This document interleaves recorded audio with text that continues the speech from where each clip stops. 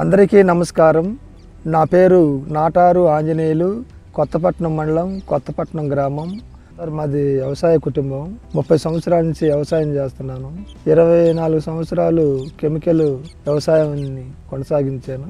గత 6 సంవత్సరాల నుంచి నేను ప్రకృతి వ్యవసాయాన్ని కొనసాగిస్తూ కొన్ని మోడల్స్ని నేను చూసి వేయటం జరుగుతుంది.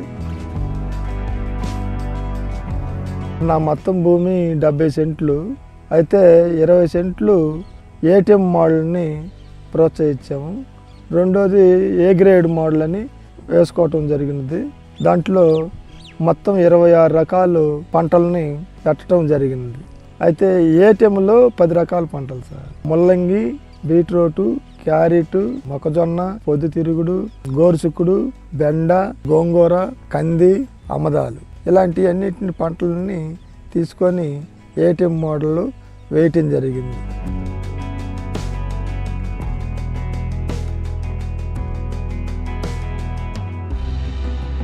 ఏటీఎం మోడల్ బెడ్లు కట్టుకొని 1 అడుగు కాలువ, 4 అడుగులు బెడ్లు కట్టుకొని ఏటీఎం మోడల్ని వేయటం జరిగింది. తర్వాత ఏ గ్రేడ్ మోడల్లో ఉల్లి, మిర్చి, వంగ, వెల్లుల్లి, తర్వాత పుదీనా, కొత్తిమీర, కొయ్యదోటకూర, గోంగూర, అందులోనే మళ్ళీ ముల్లంగి వేయటం జరిగింది సార్.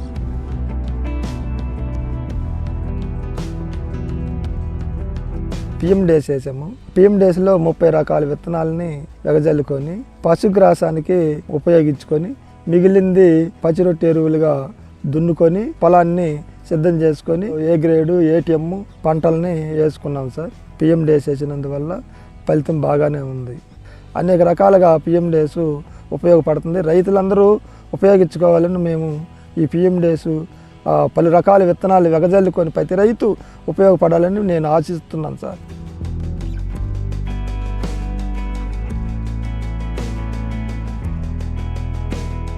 ఇట్లానే ఆ పిఎండేస్ వేసిన తర్వాత మేము ప్రతిసారి కూడా ద్రవజీవ అమృతాన్ని 15 రోజులకు ఒకసారి పిచికారీ చేయటం. మా భార్య నాకు సహాయపడుతూ నేను ఫీల్డ్కి పోయి వచ్చినా కూడా వ్యవసాయాన్ని కాపాడి బాగా అమ్మాయి నాకు సహాయపడుతుంది.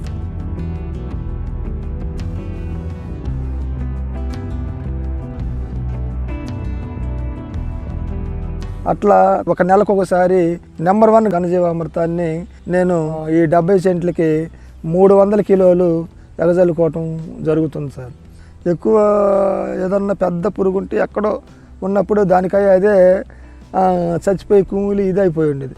అదేదన్నా చూస్తే ఎక్కడో ఇప్పుడు నాకు ఇంతవరకు ఒకసారి కావాలో అగ్నేస్త్రాన్ని ఈ మొత్తానికి స్ప్రే చేసా. ఫస్ట్లో ఈ బలానికి ఎగ్గేమేనియా, ఫిష్ ఏమేనియా వాడాను సార్. ఎల్లోపేటలని ఉపయోగిస్తాం. తర్వాత లింగార్సక బొట్లు కూడా ఉపయోగిస్తున్నాం. తర్వాత ఇప్పుడు పక్షి స్థావరాలకి మొక్కజొన్న ఒకటి ఉపయోగపడుతుంది. పొద్దుతిరుగుడు ఆ చెట్ల మీద నిలబడి ఆ పక్షులు కూడా జొన్న, సజ్జ, రాగులు తిని అవి జీవించి అక్కడ ఉండి చూసి ఇక్కడ ఉన్నటువంటి పురుగులు నేర్కొని తినటం జరుగుతుంది సార్. అందువల్ల నాకు ఎక్కువ పురుగులు, దోమలు ఆశించటం లేకుండా పోతుంది. ఏది ఈ రక్షక బట్టలు వీటిలో ఉన్నందువల్ల వాటి మీద నిలబడి పురుగులన్నింటినీ ఈ పిట్ట జాతులన్నీ తినేస్తున్నాయి. మనకెప్పుడు కూడా ఈ దోమ, పురుగులే వచ్చి ఏర్పడటం ఇవన్నీ లేకుండా పోతున్నాయి రక్షక పంటలు వేసుకున్నందువల్ల.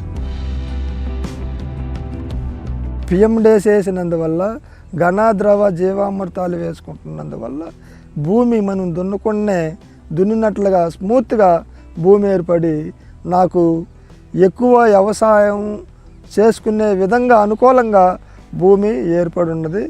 అందువల్ల ఖర్చులు తగ్గి, అంటే దున్నకం లేదు, విత్తనం కూడా నేనే కట్టుకుంటున్నా, విత్తనం ఖర్చు లేదు, నాకు అప్పుడు మొత్తం ఆదాయంగానే ఉపయోగపడుతుంది.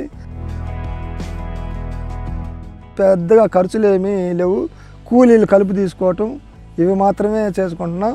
నాకు మంచి మొత్తం ఆదాయంగానే ఉపయోగపడుతుంది.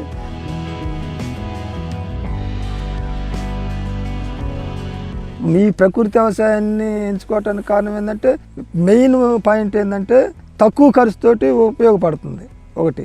మళ్ళీ ఆ వస్తువులు తింటే ఆరోగ్యంగా ఉంటున్నాయి, రుచిగా ఉంటున్నాయి, అందరూ ఆహ్వానిస్తున్నారు, నేను ఆహ్వానిస్తున్నాను. నా భూమి కూడా ఆరోగ్యంగా ఉంటుంది, కలుపు రావటం లేదు.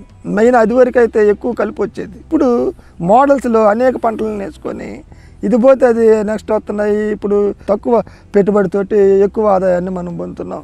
ఎక్కువ ఖర్చు లేదు, కలుపు తీసే పరిస్థితి లేదు, ఎక్కువ ఆదాయం ఉంటుంది.